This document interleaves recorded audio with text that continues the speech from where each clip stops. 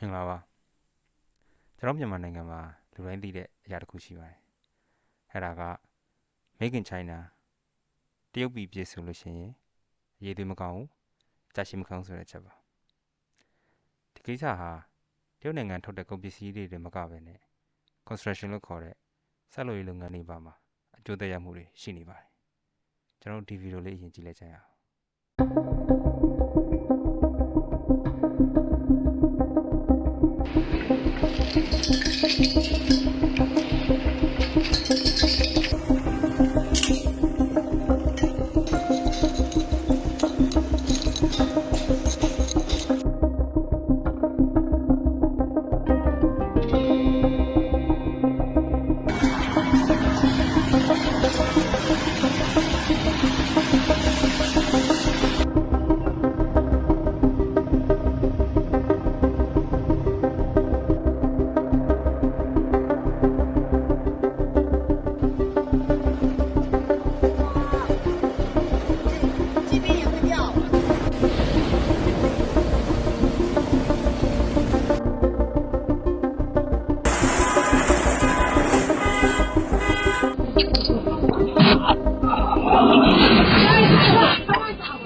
အခုမြင်ခဲ့ရတဲ့ဗီဒီယိုကတရုတ်နိုင်ငံပြည်မကြီးရဲ့တနေရာကဆောက်လုပ်ရေးလုပ်ငန်းခွင်မှာရိုက်ကူးထားတဲ့ဗီဒီယိုဖြစ်ပါတယ်ဒီဆောက်လုပ်ရေးလုပ်ငန်းခွင်တွေဟာ Tofu Drug Construction ဆိုပြီးတော့နာမည်ကြီးပါတယ်ဆိုလိုတာကဒီ Tofu ဆိုတာကကျွန်တော်တို့စားတဲ့ Tofu ကိုဆိုလိုတာဖြစ်ပါတယ် Tofu ဆိုလို့ရှိရင်ကျွန်တော်လက်လေးနဲ့နှိုက်ထုတ်လိုက်လို့ရှိရင်ပဲ့ကြတဲ့သဘောရှိပါတယ်ထိုနည်းတူသာပဲ Tofu တဒံရှိတဲ့ drug အစီအနစ်မရှိတဲ့ construction ဆောက်လုပ်ရေးလုပ်ငန်းခွင်တွေလို့ဆိုလိုတာဖြစ်ပါတယ်ဆိုတော့ကျွန်တော်အဓိကအကြောင်းအရာလေးကိုတွားလိုက်ကြရအောင်မတ်လ28ရက်နေ့က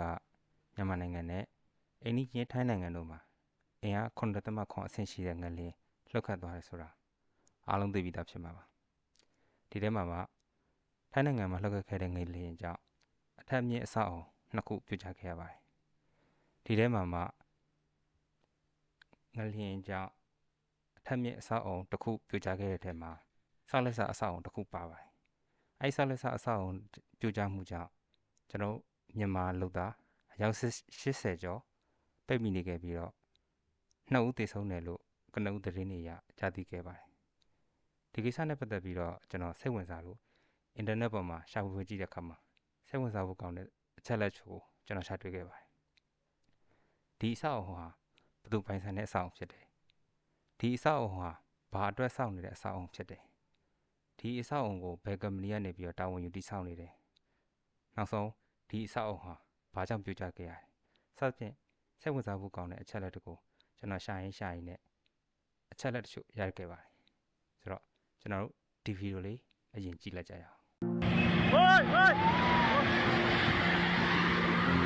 That was the building for the Office of Audit, which was actually a joint venture from a Chinese engineering corporation from China Railways and an Italian-Thai company. Perhaps it's the only building to fall during this earthquake. Now, the CCP will make excuse saying that the building wasn't done completely yet, that reinforcements aren't in place, that we all know, actually, it's a tofu drag construction. Still, though, they issued a statement last April saying that the building had been successfully capped, and this was deleted immediately following the earthquake, and many workers are trapped, some say 80 plus. Now, according to Thai standards, the building's high-rise have to meet a resistance of 8.0 magnitude for earthquake, so the one that they experienced, 7.7 or 7.9, clearly, obviously, it should have been able to resist that. And the way that it crumbled, it's like made of cards. So the lesson is never trust the CCP and their Belt and Road project. Remember the Serbia train station? Yeah, that was also one of those projects. တရုတ်နိုင်ငံဟာ Facebook Google မသုံးပါဘူးတရုတ်နိုင်ငံကတရုတ်နိုင်ငံသားတွေဟာတရုတ်အစိုးရရဲ့အပြည့်အဝထိန်းချုပ်ခြင်းခံထားရတဲ့ social media platform တွေကိုသာအသုံးပြုကြပါတယ်ခုဒီဗီဒီယိုမှာပြပြသွားတဲ့တရုတ်လူမျိုး David ဟာတရုတ်အစိုးရသုံးတဲ့ platform တွေမှာရေးသားဖော်ပြထားတဲ့အချက်လက်တွေနဲ့တကွပြောပြပေးသွားတာပဲဖြစ်ပါတယ်ဒီဗီဒီယိုထွက်လာပြီးမကြာခင်မှာပဲဒီဗီဒီယိုရဲ့နောက်ဆက်တွဲဗီဒီယိုလေးနောက်တစ်ပုဒ်ထပ်ထွက်လာပါတယ်အဲ့ဒါကတော့ There's now new photos and videos of that collapsed building in Thailand. A day after, on Saturday, we see photos taken by Thai media of Chinese workers, likely from the 10th Engineering Bureau of China Railway, the Thai branch, storing away boxes of files, loading them onto the back of the truck and driving away with it. Definitely nothing to hide here, right? It was also, according to other Thai media, that the steel rebar used here is subpar and it was sourced from unspecified origins, which likely means that they used to cut costs and to pocket the rest of the money. DB32SD50 is hard on the outside but soft on the inside, so it's prone to collapse during earthquakes. It failed two criteria. The first is the height of the rib, which is actually affecting the bonding with concrete, and the second is the boron content, which has to do with the steel's toughness and may reduce its tensile strength. So through and through, this was a tofu drag project. အခုဒီဗီဒီယိုမှာပါတဲ့အကြောင်းအရာတွေကိုကျွန်တော်တို့မြန်မာနိုင်ငံရဲ့သတင်းဌာနတစ်ခုဖြစ်တဲ့ Paper Separate Media မှာလည်း